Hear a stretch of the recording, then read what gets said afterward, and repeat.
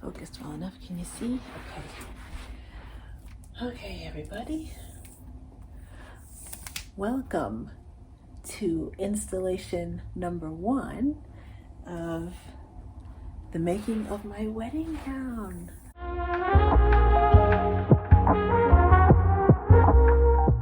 Before we jump into the video, I just want to give a couple of quick disclaimers. So the first one being kind of obvious, which is that I am not in any kind of sewing studio space. Just to explain quickly, not that explanation is required, but in case it's helpful. At the time of the construction of my gown, we were waiting for our house to be constructed, and so we were staying with family. Our space was limited, and also I didn't have all of my supplies and tools with me. So I had to kind of just get in where I could fit in. So you'll kind of find throughout the series, I'm kind of sewing and constructing in various parts of the house or just wherever I can find space. And I decided to document that because there's no shame in that, you know? I think if anything, it's more of a testament to being able to complete this dream of mine, regardless of what my circumstances were at the time. So I just want to go ahead and put that out now in case you are thrown off by the settings that you see in kind of my makeshift sewing spaces.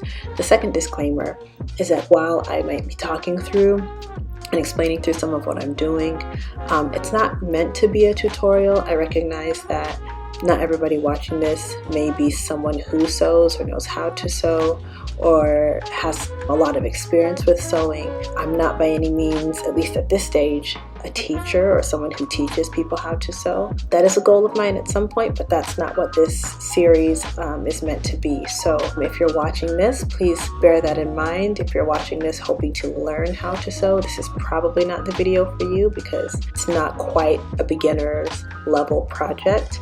Also, if you are someone who does sew or sews well, or is looking for information on how to sew a wedding gown, again, could be a helpful video in terms of some of the techniques that I might explain or touch on, but in terms of a more holistic tutorial on how to do that, again, this may or may not be exactly what you're looking for.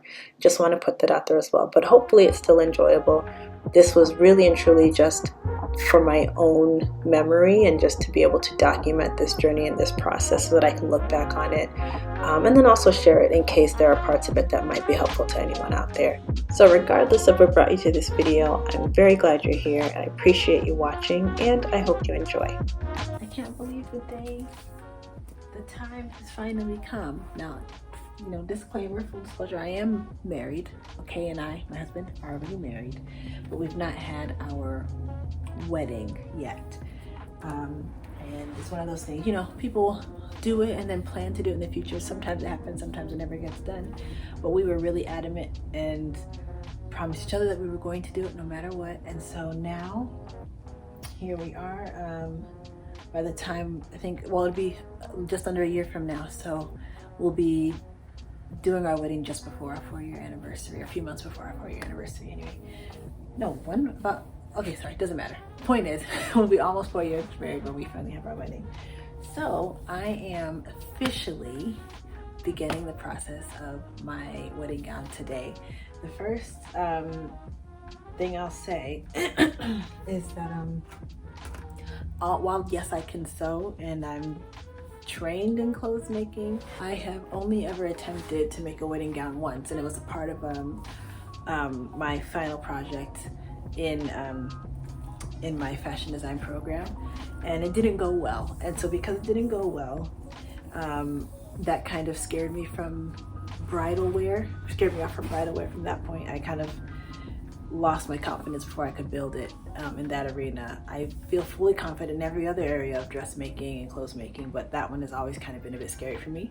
But I always still knew that I was going to make my dresses a thing. It's like I will climb that mountain and tackle that challenge when I'm ready to, when I have to. And I thank God that I've gotten to take a lot of time since then to really hone my dressmaking skills, and I have built my confidence that way. So even though I still haven't done bridal wear since that first attempt, if you can call it that, it was a class project,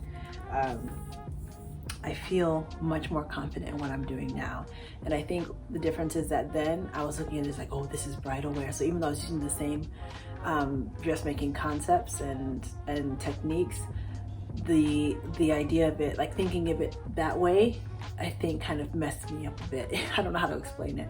And so now I'm realizing if I just think of it like making a dress like any other dress, but just with a little bit more care and a little bit more precision and that sort of thing, I can do it. I've got this. I've got this. I believe it in my spirit, in my heart.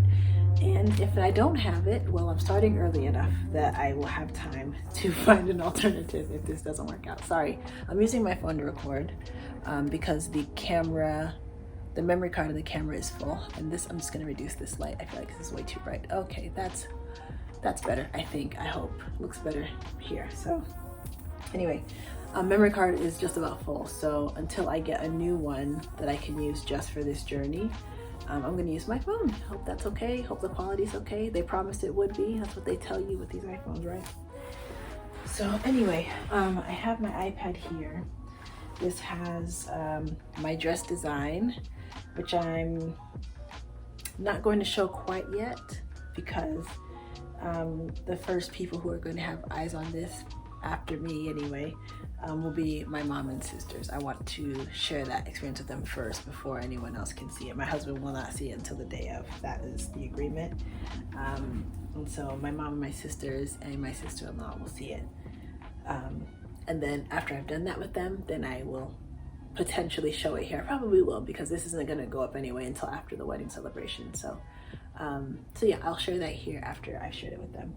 But anyway, I've got my iPad here. It's got my dress design and my notes in terms of all the materials I need. I have the majority of my materials. I actually have my fabric, but I've not opened it yet because I'm gonna do the unboxing with my sisters and my mom. And then I still have some more supplies to get, but other just general notes around the process, a really rough like task list in order of like what I need to tackle in what order. And then I'm also gonna keep track of, it's got my measurements, and I'm also gonna keep track of my progress in terms of like how long I'm spending on it, so that way I can collate that information to get an idea of, you know, how long it took me to make my dress. So I've clocked in. It is now 4:11 p.m. And I've actually already started mistakenly, and as usual, I forgot, oh shoot, I'm supposed to be recording this, so, but it's fine because I've only done one panel of the corset. I'm gonna have to do the mirror of it anyway, so so that you can see how I did that. It was quick, took literally like 5 minutes. So I'll do that again on this side. I will say I have a pile of my muslin here. I think this is about 5 yards of muslin. Right now I'm just starting with the bodice. My dress form is propped up on a box for now because I need to get the pole out of the attic, and I accidentally left the base in London, so Kay's gonna bring that when he comes back with the rest of our stuff. So for now, since I'm just doing the bodice, this is actually fine, and it's comfortable for me to sit on the floor and do this and get this close to it anyway, so I'm not sweating it. This is actually perfect. So just doing the bodice right now. So I'm doing a corset bodice, and let's see, it's gonna have 8 panels, but only 6, is that right? Only 6 of the panels will be boned. So I'm essentially just boning it in the front and on the sides. The back panels are gonna be, it's a very low back, so the back panels are gonna be so small. I may decide to add boning in the end, but that's not something I need to worry about at this stage anyway, because I'm not gonna waste boning on a muslin. Some people might disagree with that approach, but I'm just not going to. Boning is just for structure, so this is more so, the mock-up for me is more so about fit, about getting the fit and the sizing right on me. My dress form is a size 6, and she used to be my size, but now I'm a little bit smaller in some areas and bigger in other areas. So the waist here is too small, so I'm going to, it's about 1 to 2 inches too small. But I actually I like my waist. I'm not trying to get that small, that's just, no. So I'm giving myself extra seam allowance in my panels, and then I will add that, I'll add those inches back in my seams evenly, so that I'm not having to, because right now I don't have what I need to pad this out and do it and drape it on her. Her is Fiona, by the way. Sorry, I didn't mean to grab you there, man. So yeah, I'm gonna stop talking and get to it, but I'll try and talk through what I'm doing. Hope you can hear me. I'm using my headphones as a microphone for today, so hopefully you can see what I'm doing. So yeah, I've done this first center. I've done the center right panel. I'm going to actually mark this. Oh, do I want to mark it now? Yeah, let's just go ahead and mark it because it can only help, not hurt. So I'm just gonna use my Sharpie and mark where this is. I've got a 1 inch. I've got a 1 inch seam allowance minimum on these, so that again, like I said, I can add back in the inches that I need for my actual measurements. But I will mark it where the measurements fall on the dress form, just so I can match all this up when I take it off. The bust is going to be interesting because this thing is busty.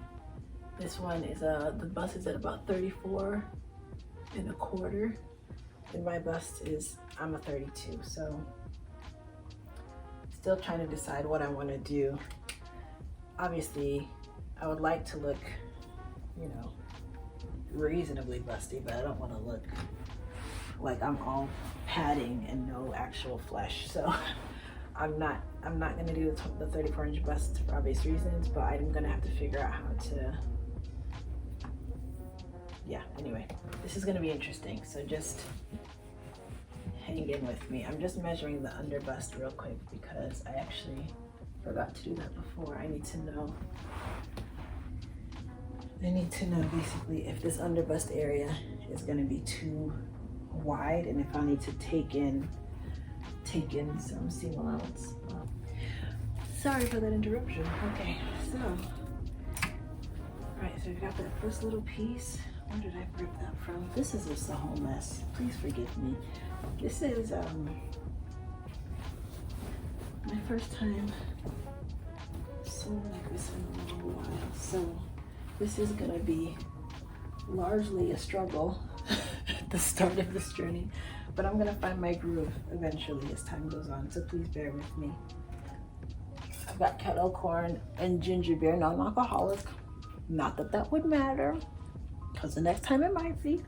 The boys are napping, so my goal is to get all of these panels cut before they wake up. If I can do that today, I will feel like I've accomplished something. Right, so let me cut another piece. Let's see. Yeah, okay. I'm just roughly measuring square pieces, rectangle pieces rather. And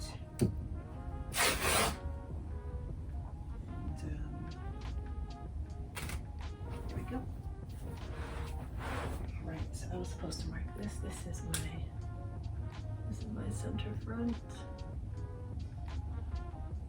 This is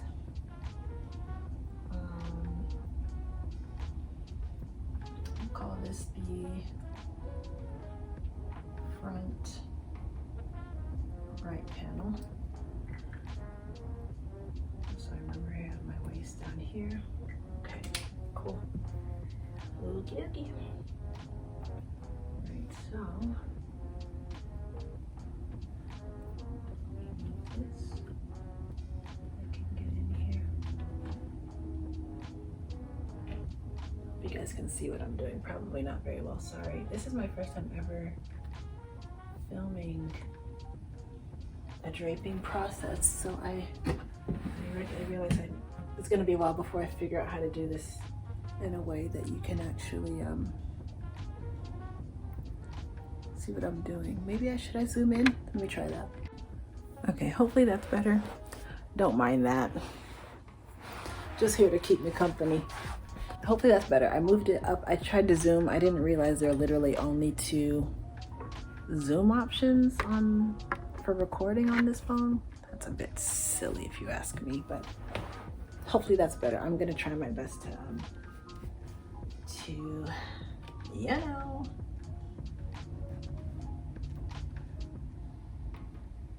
So smooth that out. And I'm just replacing my pin so I can make way for the next piece. So here I am pinning up my second piece for the second panel.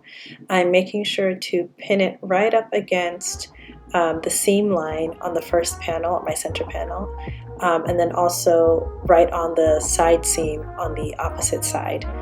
After I go around and mark where I will stitch for each side of that panel, I'll later go on and add in seam allowance on the slack of that muslin, just to make sure that I can cut up my pieces with ease later on.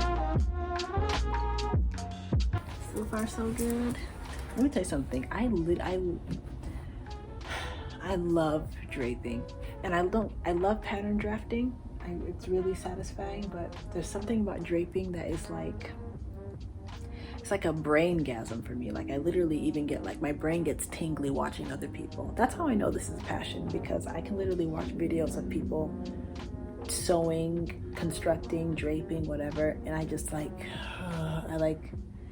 I don't know, it's weird. It's really strange. That probably sounds really weird. I'm probably exposing myself as a real freak right now, but this for me is like mind-gasm. I love draping. It's one of the most satisfying processes I think I've ever done or experienced in my life. I can't get enough of it. So I've been itching to do this. I've been itching to get started on this for that reason. All right, so now I'm gonna do this side. Now here's the thing.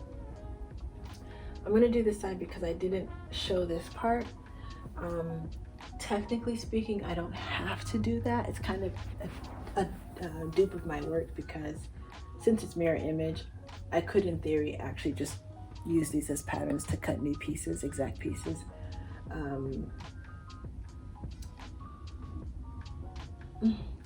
don't know, do I need to show you this part? I mean, I just did this one and it's literally the same process. So I don't know that I necessarily need to. Sorry, I hope no one is like needing to see that, but it's literally the same thing I just did. And I'm gonna go around and do the back as well. So I think actually I changed my mind. Sorry, change of plans. I'm not gonna do this. I'm not gonna drape this side. I'm just gonna drape the full right side and then create mirror images and cut out replicas for the left side. That will just, I mean, it's just more, it makes more sense. It's more time efficient. And to be fair, I'll probably get more of an exact match to do it that way versus draping it on both sides, where human error is probably heightened. So let's continue with the right side, if you don't mind. I think I'm actually going to take these arms off because I don't need them right now. Yeah, there we go. Onto the back. Start with the center. So this part is going to be interesting because, like I said, it's a really low cut back, and I have not really. Anyway, we're gonna eyeball it because again, I don't yet know measurements and stuff as far as what I want. So we're gonna eyeball it and we're gonna go with what looks like what I have in mind and what feels right. So first things first, I'm going to fold my center back, geez Louise, English. I'm just gonna measure that at 1 inch seam allowance just so I know that that is right. That's my starting point. No, let me do this on this on my lip. Oh, I just gotta make things harder than it needs to be, gee. I'm gonna get the hang of this eventually. I hope this isn't too bright. As low as the leg goes, okay. Ooh, all right.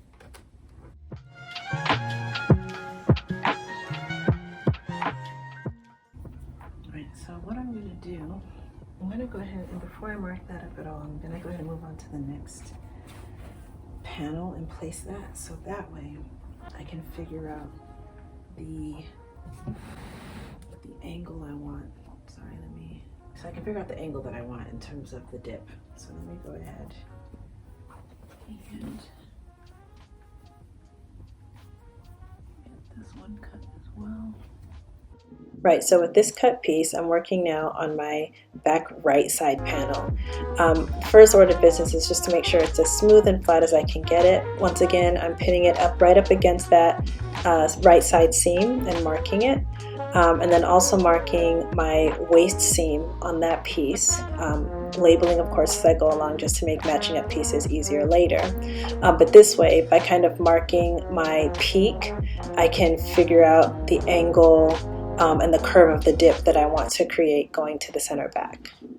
Sorry, I'm just thinking the kind of sleeve that I'm gonna have and the points at which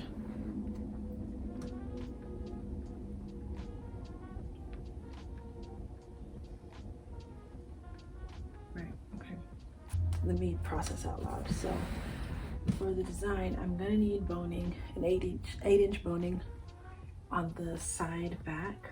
That's farther this way. That's not along this princess line here. I'm just trying to figure out how far to the side I want it. It's there purely for structural reasons. It'll make sense when you see the design. But I want it to be as close to invisible as possible. And again, I can't explain that right now, but I will hopefully in the next video. And I may have to go as far as this 3-inch mark. 3 inches from the princess line, 8 inches up from the waist. Is that too far? Oh, I'll do 3 inches. Actually, you know what, to be safe, let's say 2.5. Yeah, I'm more comfortable with 2.5. So I'm gonna move this pin to the 2.5 mark and then just remeasure, make sure that's still 8 inches, which it is, exactly 8 inches, perfect. So with that in mind, I am going to, here's what I'm gonna do. I'm gonna move this part right here. I'm gonna move this here, because we're basically gonna create a new princess line, right in line with that pin. I'm just gonna park that for a second. Park it right there. So I'm gonna use my nail to create a crease on that fabric just to make it a little bit easier.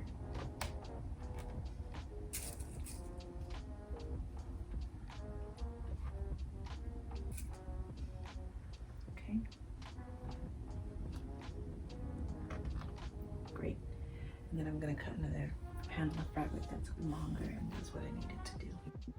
So now I have identified my peak. I'm creating a new panel that's going to go right up to that new princess line that I'm creating.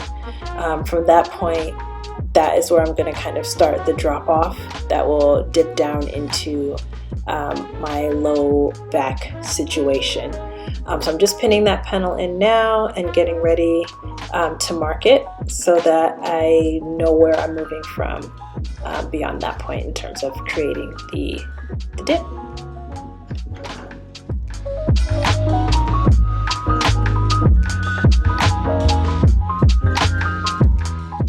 So I actually think what I'm gonna do is, I'm gonna continue. I don't know if you can see it. Oh, this is why the big camera would be good, because the zoom function will be much better. But I'm gonna continue this cup line here, and I'm more or less gonna continue then try to true that so that it matches up with that pin here. Yeah. So I'm just gonna use my seam gauge because I'm not going far. I just need to be able to kind of gauge. I need to be able to just kind of rough it, you know, on that side, and then try to line that up here. There we go. Yep, that's more or less in line with it. Yeah, that's more or less in line. I'm actually going to true it down this way a little bit too, so that's fine. There,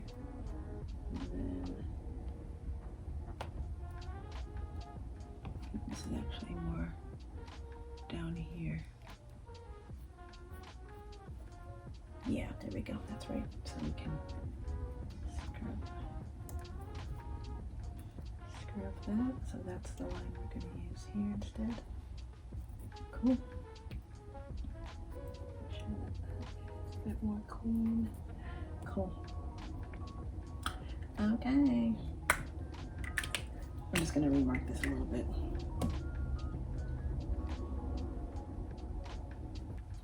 Alrighty.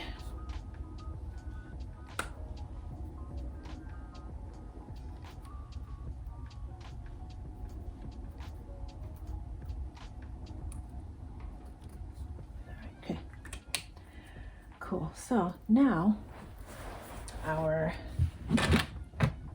descent into the back piece is actually going to start from this point here.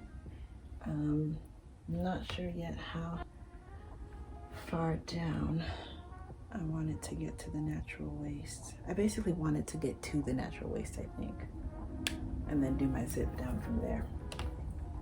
My zipper is going to be about 7 inches.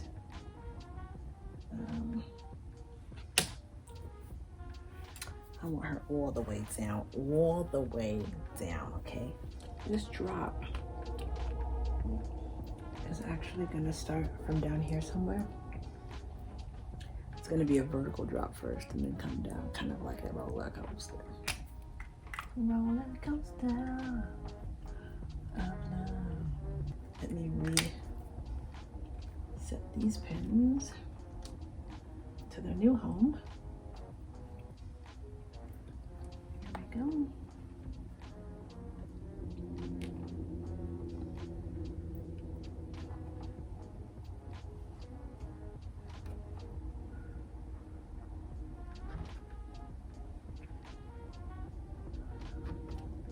And I will go back and repin this, like pin down the actual, I pin the fabric to the panels to each other. Thank you.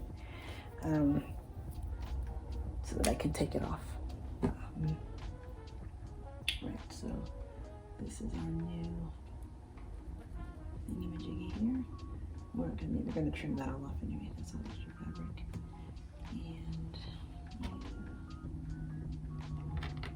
scooch over a little bit. You got some room.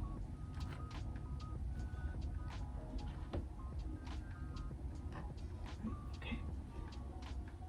I'm just gonna do this a little ways up just so I know where I'm starting. Okay, so if we're starting with a vertical drop, I want this curve to look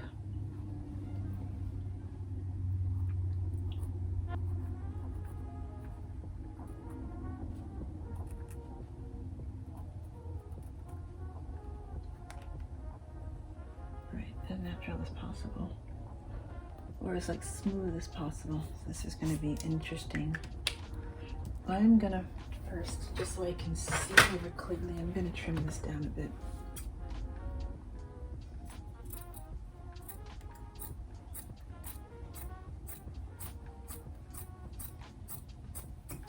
Okay, and this side as well.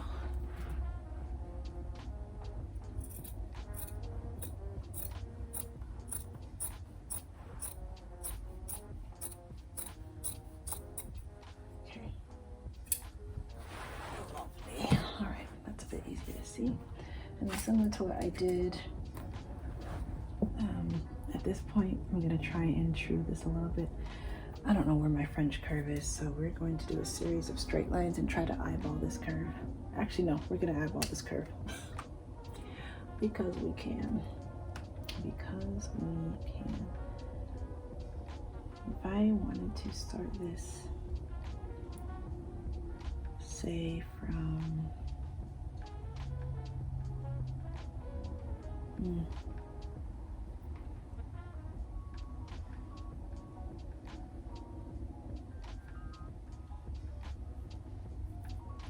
might mean just eyeballing to start.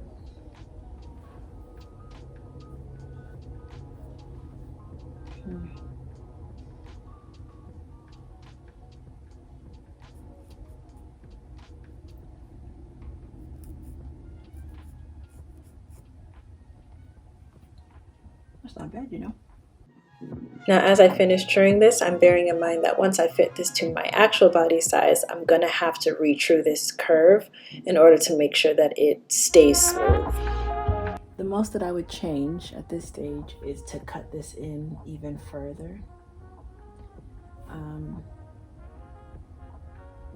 But we're gonna start here. We're gonna start a little more conservative. Because obviously the more fabric we have in the back, the better the structure, but the better the fit. Because the more pressure it creates in the tug to hold everything in the front. So I don't want to get too crazy. I want to risk it all, but also within reason, you know. I want to make sure that she can actually like hold me in. Yeah, okay, cool. So that is one side done.